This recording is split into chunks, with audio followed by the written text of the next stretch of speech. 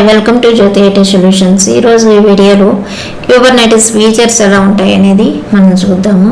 మెయిన్గా ఉండేటటువంటి ఫీచర్స్ వచ్చేసి మనకు స్క్రీన్ మీద కనిపిస్తున్నటువంటివి.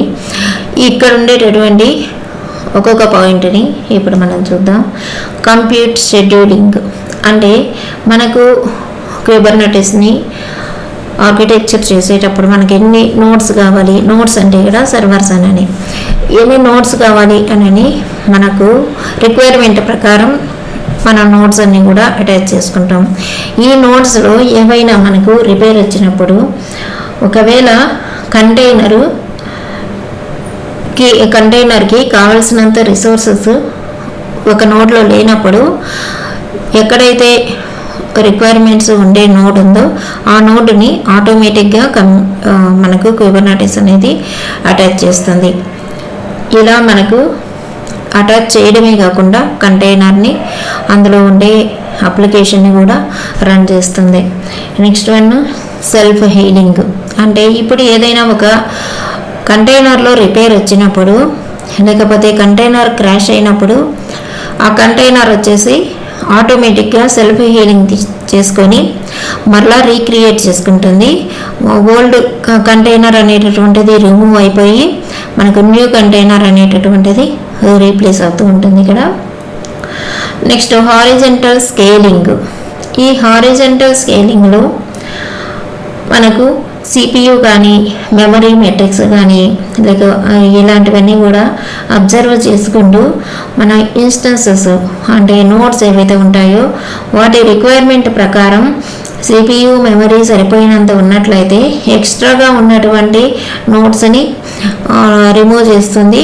ఒకవేళ సరిపోకపోతే ఈ రిక్వైర్మెంట్స్ అనేవి సిపియు మెమరీ ఇలాంటి రిక్వైర్మెంట్స్ అనేవి అది మనకు ఇంకొక ఇన్స్టెన్స్ని యాడ్ చేసుకుంటూ ఉంటుంది.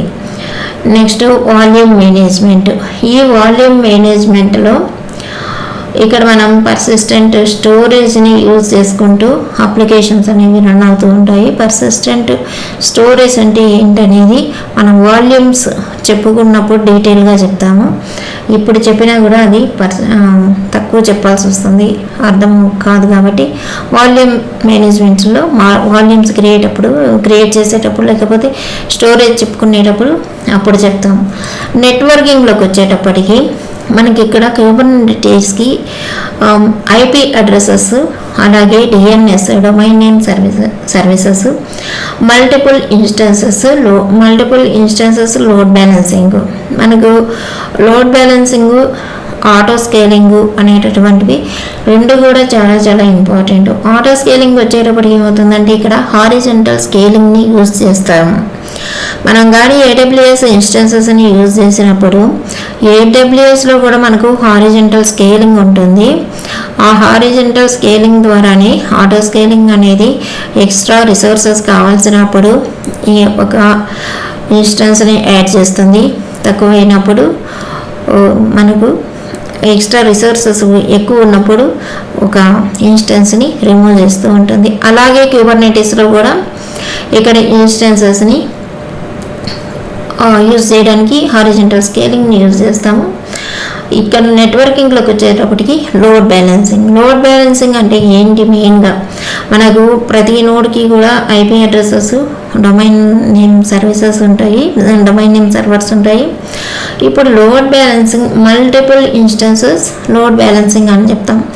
ఈ మల్టిపుల్ ఇన్స్టెన్సెస్ లోడ్ బ్యాలెన్స్ అంటే ఏంటంటే మనం నెంబర్ ఆఫ్ క్లస్టర్ అంటేనే నెంబర్ ఆఫ్ ఇన్స్టెన్సెస్ని గ్రూప్గా చేయడం. ఆల్రెడీ చెప్పుకున్నాం ముందు వీడియోస్లో.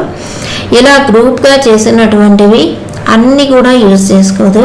ఎంత రిక్వైర్మెంట్ ఉంటే అప్లికేషన్ కానీ అదర్ రిసోర్స్ కానీ అంతే యూజ్ చేసుకుంటుంది. అలా యూజ్ చేసుకోవడంలో ఇప్పుడు ఒక ఎగ్జాంపుల్ కోసం ఒక 4 ఇన్స్టెన్సెస్ తోటి మనం నోడ్ని క్లస్టర్ని క్రియేట్ చేసినప్పుడు 4 ప్లేస్ అనేది ఎటువంటిది చాలా తక్కువ అన్నమాట. రియల్ టైంలో 400 4000 ఇలా ఎక్కువ అమౌంట్లో ఇన్స్టెన్సెస్ అనేవి ఉంటాయి. ఈ ఇన్స్టెన్సెస్ ఎగ్జాంపుల్కి నేను చెప్పేది 4 ఇన్స్టెన్సెస్ ఉన్నాయనుకున్నాము. ఈ 4 ఇన్స్టెన్సెస్లో ఏమవుతుందంటే మనకు ఈ 4 ఇన్స్టెన్సెస్ లోడ్ బ్యాలెన్సింగ్ ఎలా జరుగుతుంది. ఒక రౌండ్ రాబిన్ మోడల్లో ఈ ఇన్స్టెన్సెస్ ఒక్కొక్క ఇన్స్టెన్సెస్కి పీస్ ఆఫ్ డేటా వెళ్తుంది. First piece of data first సర్వర్కి, second piece of data second సర్వర్కి, third piece of data third సర్వర్కి, ఇలా రౌండ్ రాబిన్లో జరుగుతుంటుంది. అవుట్పుట్ వచ్చేటప్పటికి అది ఒకే లైన్గా మనకు చూపిస్తుంది. ఇలా ఉండేటటువంటిది మనకు నెట్వర్కింగ్లోకి కవర్ అవుతుంది. నెక్స్ట్ అప్గ్రేడ్ చేసినప్పుడు ఏమవుతుంది, మనం నెంబర్ ఆఫ్ టైమ్స్ అప్గ్రేడ్ జరుగుతూ ఉంటుంది. అప్లికేషన్ అప్గ్రేడ్ జరుగుతుంది, ఓఎస్ అప్గ్రేడ్ జరుగుతూ ఉంటుంది. ఏదైనా కూడా మనకు ఓఎస్ అప్గ్రేడ్ ఏదైనా చేసినప్పుడు కానీ ఏదైనా మనకు ఆ అప్గ్రేడ్లో ప్రాబ్లం వచ్చినట్లయితే క్యూబర్నెటిస్ ఏం చేస్తుందంటే రోల్ బ్యాక్ అని చెప్తాం. ఇక్కడ రోల్ బ్యాక్ హ్యాపెన్స్ అని చెప్తాం. అంటే వెనక్కి వెళ్ళేసి ముందున్న వర్షన్ తోటి మనకు అప్లికేషన్ రన్ అవుతూనే ఉంటుంది. ఇక్కడ ఏదైనా అప్గ్రేడేషన్ ప్రాబ్లం వచ్చినప్పుడు దానిని రిమూవ్ చేసేసి ఓల్డ్ వర్షన్లోనే యూజ్ అవుతుంటుంది. అప్గ్రేడ్ ఫెయిల్ అయినప్పుడు ఇదంతా కూడా ఆటోమేటిక్గా జరుగుతూ ఉంటుంది. అందుకే ఇవన్నీ కూడా అప్లికేషన్ క్యూబర్నెటిస్ ఫీచర్స్ అయినాయి. అప్లికేషన్ మేనేజ్మెంట్ ఎలా చేసుకుంటుంది. అప్లికేషన్ మేనేజ్మెంట్ కోసం ఇక్కడ కాన్ఫిగరేషన్ సీక్రెట్స్ అని 2 ఉంటాయి. ఈ కాన్ఫిగరేషన్ ఇన్ఫర్మేషన్ మొత్తం కూడా కాన్ఫిగ్ మ్యాప్స్ అనేటటువంటి ఒక ఫైల్లో పెట్టుకుంటాము. అలాగే సీక్రెట్స్ అంటే పాస్వర్డ్స్, ఈ పాస్వర్డ్స్ అనేవి ఇంకొక ఫైల్లో పెట్టుకుంటాము. ఇలా పెట్టుకున్నటువంటి ఈ కాన్ఫిగరేషన్ సపరేట్ ఫైలు, సీక్రెట్స్ అనేది సపరేట్ ఫైలు. ఈ ఫైల్ దేంతో క్రియేట్ అవుతుందంటే YAML స్క్రిప్ట్ తోటి క్రియేట్ అవుతుంది.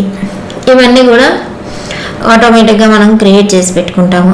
ఇప్పుడు మెయిన్గా ఈ ఫీచర్స్ అన్నీ ఆటోమేటిక్గా ఇలా జరుగుతాయి. మన కుబర్నెటిస్లో వచ్చేసి ఓఎస్ తప్ప, దానికి సంబంధించినటువంటి ఓఎస్ తప్ప ఇంకేమీ ఉండదు. మనం ఇక్కడ చేసుకునేటటువంటివన్నీ YAML స్క్రిప్ట్తోనే చేసుకుంటూ ఉంటాం. మనకి ఏది కావాలన్నా కూడా ఒక సింగిల్ కమాండ్ ఇచ్చో రన్ చేయలేం, 2-3 కమాండ్స్ ఇచ్చి రన్ చేయలేం. ఇక్కడ మెయిన్గా యూజ్ చేసేటటువంటిది YAML స్క్రిప్ట్. ఈ YAML స్క్రిప్ట్లోనే మనం పెట్టుకొని ఈ YAML స్క్రిప్ట్ని రన్ చేస్తాం. కాబట్టి ఈ YAML స్క్రిప్ట్ అనేటటువంటిది ఎప్పుడు రన్నింగ్లో ఉంటుంది. కాబట్టి ఏది ఫెయిల్ అయినా కూడా, అంటే నోడ్ ఫెయిల్ అయినా, నెట్వర్క్ ఫెయిల్ అయినా, కంటైనర్ ఫెయిల్ అయినా, రిసోర్సెస్ తక్కువైనా, ఇంకా అప్లికేషన్ సీక్రెట్స్ చెప్పుకున్నటువంటివి, కాన్ఫిగరేషను, ఇవన్నీ కూడా డిఫరెంట్ ఫైల్స్లో అప్లో ఉండే రన్నింగ్లోనే ఉంటాయి. అందువలన ఇది ఆటోమేటిక్గా ఏది రిపేర్ వచ్చినా ఆటోమేటిక్గా రికవరీ చేసుకుంటూనే ఉంటుంది. ఆ ఫైలు ఓపెన్లో ఉండి రన్నింగ్లో ఉంటుంది కాబట్టి. నెక్స్ట్ మనం కుబర్నెటిస్ ఆర్కిటెక్చర్ చూద్దాం.